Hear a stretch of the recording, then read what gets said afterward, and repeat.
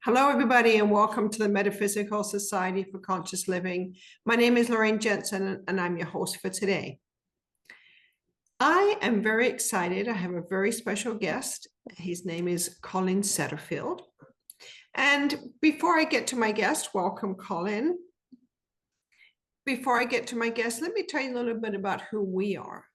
The Metaphysical Society for Conscious Living is open to those seeking community, connection, personal and spiritual development, and offers an opportunity to feel connected and empowered by providing educational seminars, workshops, podcasts, and even conferences. Again, my guest today is Colin Setterfield, and Colin's talk is based on his book, one of his 18 books, by the way, titled The Golden Age Awaken, O My Soul. 7 signs of an awakening soul. Who wouldn't want to be there to listen to that? So his talk will take place on May the 2nd at the Unitarian Fellowship Hall at 595 Townsite Road, and it begins at 7 o'clock at night. Now, as you listen and you watch this podcast, if you're inspired by anything or everything that we say, please share this with your friends, and you can do that by going to our Facebook page and sharing from there. We have a Facebook page called the Metaphysical Society for Conscious Living. We have a YouTube channel called same thing, and the podcast will be on there. And it's also on the newsletter that we send out. So you can always send the podcast from there. Now, let me tell you a little bit about my friend Colin. This is what Colin wrote, and this is why you can't help but love this guy. It is my deepest wish to be of service to the metaphysical networks of the island.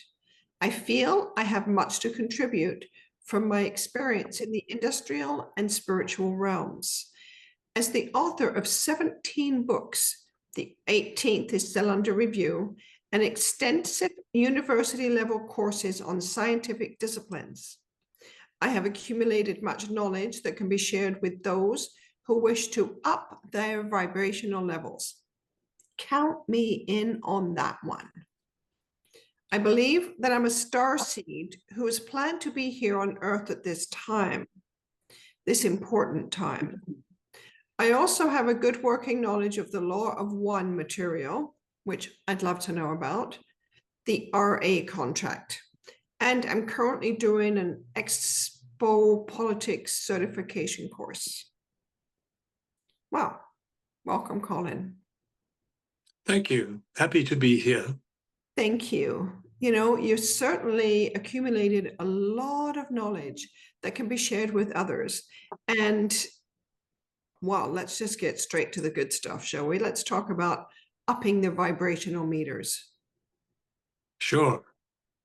Yeah, we need, everybody is looking to contribute in some form and some way. And to be able to do that, one must up one's vibration. So there are specific ways that this can be done. And I've lived a long time, so I've accumulated a lot of different knowledges in industrial and spiritual, metaphysical disciplines. The material that you spoke of earlier is actually called the Ra contact, RA, as Ra, the sun god. And it's a very, very well-known channeled work, channeled between a social memory complex group called Ra, who live in this or reside in the 6th density and are actually speaking to us from the future. This could be your higher self speaking to you.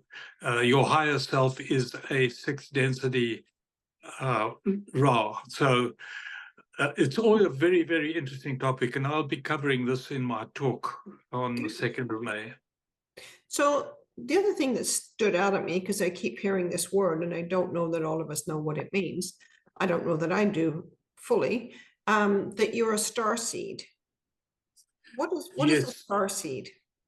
A starseed is someone who it comes from a very different level in the universe. I don't have too much information that I can actually share on this at this time. So I'm just here for a purpose. That's what it means. And this purpose reflects on our current timeline and everything that is happening in our, since say 2020 to 2030, maybe even later, in this very important time period in which we're living. We need a lot of information to help us not fear what's coming. Do you know what's coming? Yes, I do. Oh, okay. I'm not going to ask you because I don't want to know.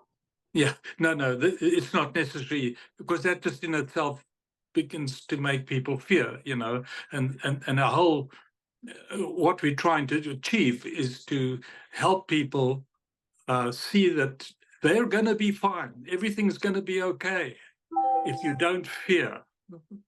But if you start to fear, you attract everything that's bad to you. Yes, absolutely. That's the work that I facilitate outside of being a realtor, right? Yes, absolutely.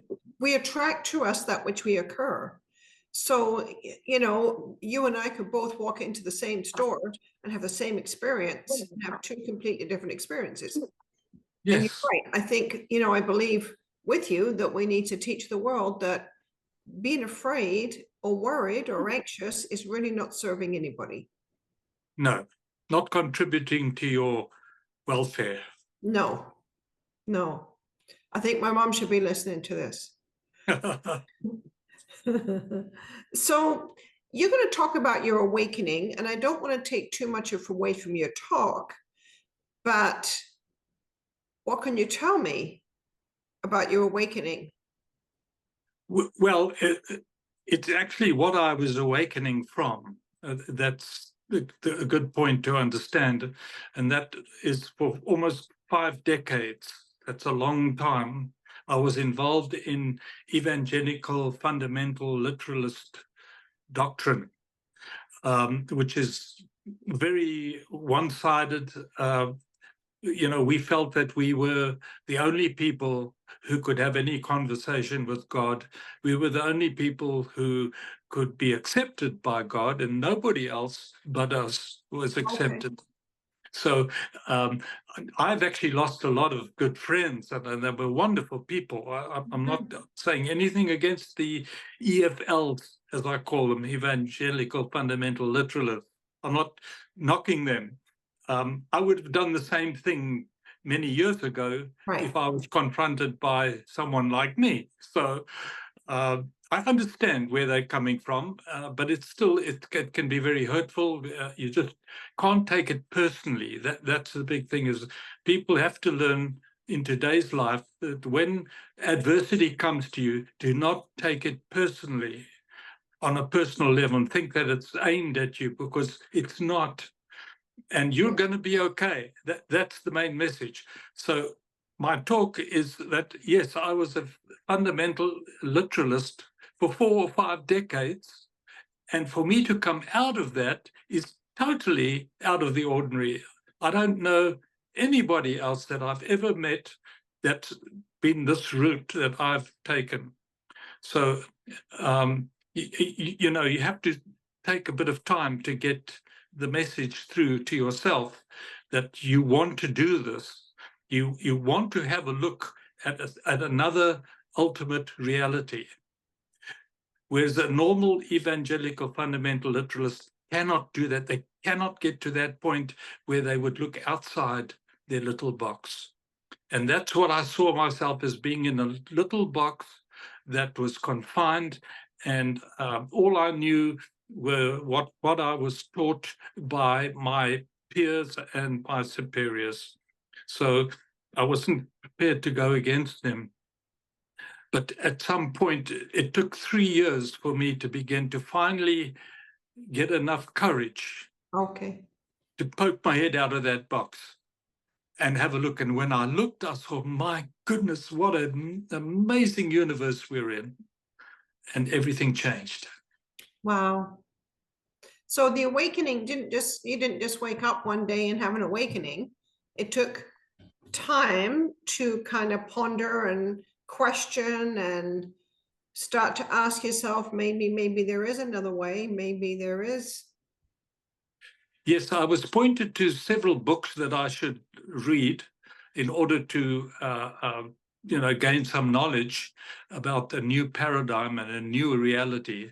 But every time I picked up one of these books, my old bias of my evangelical literalism would come in, kick in, and I would have to put the book down because I couldn't stomach it. But I leave it for a week and then I come back and I look at it again. I get a bit further each time. And this process took me 3 years before I finally decided, okay, I'm going to have a look outside this box. So did you create a door, or did you just kind of look out the window? Did you, like, what did that look like for you? Well, this is in a metaphysical sense. Of course, you're imagining yourself Yes. in a little box, really constricted to everything, and you only know what you're taught. And you see that, you imagine that box opening and you're looking out and you're suddenly seeing a huge universe out there. And then suddenly you begin to understand that this universe is actually sentient and it loves you and wants to teach you many things. But that process itself takes a while to be able to assimilate all that. Of course. That's 50 years of knowledge. Yes, and all exactly. of a sudden you go, maybe there's another way. Good for you. Yeah, you're not going to overcome that just in 1 or 2 days. I mean, this is going to take a long time, depending on how deeply you were.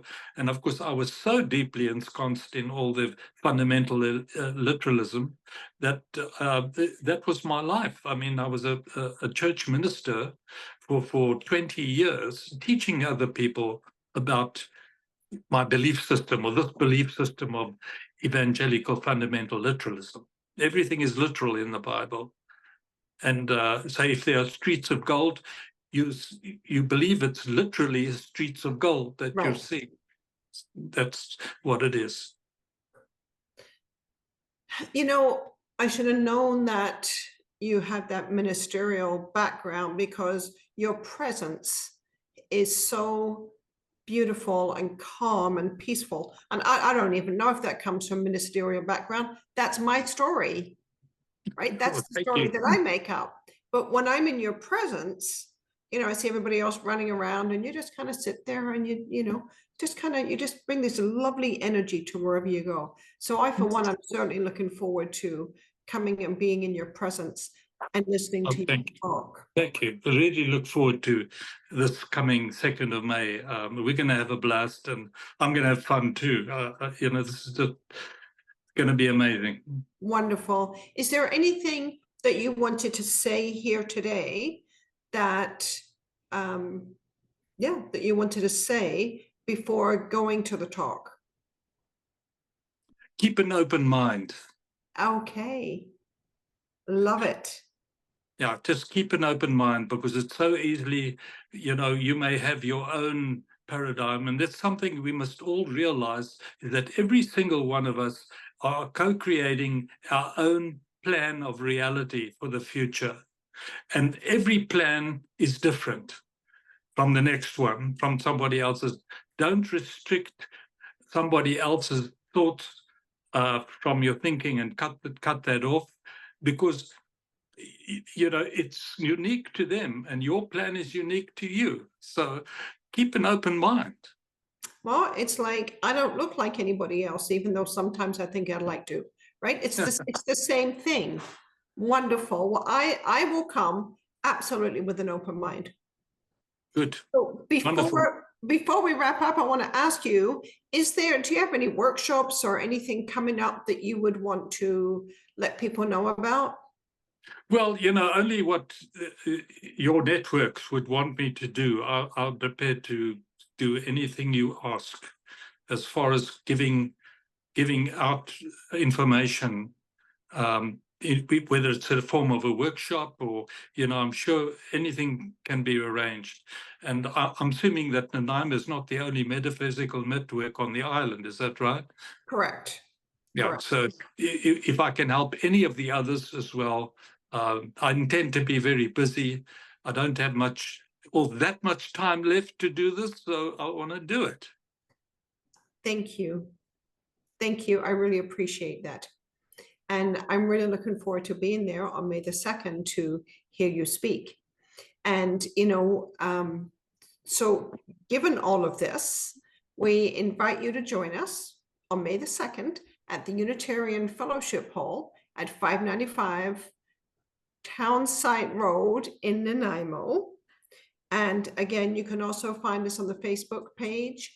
And yeah, that's all we got. Thank you. I wanted to call you David. Thank you, Colin, for joining me today. I really appreciate it. And I'm really looking forward to hearing what you have to say. Yeah, thank you. It's a great privilege for me to be able to be useful to the greater communities. And that's my destiny. You're useful just by being here. So we appreciate everything you do for us. Thank you. Thank you, everybody. And we look forward to seeing you then.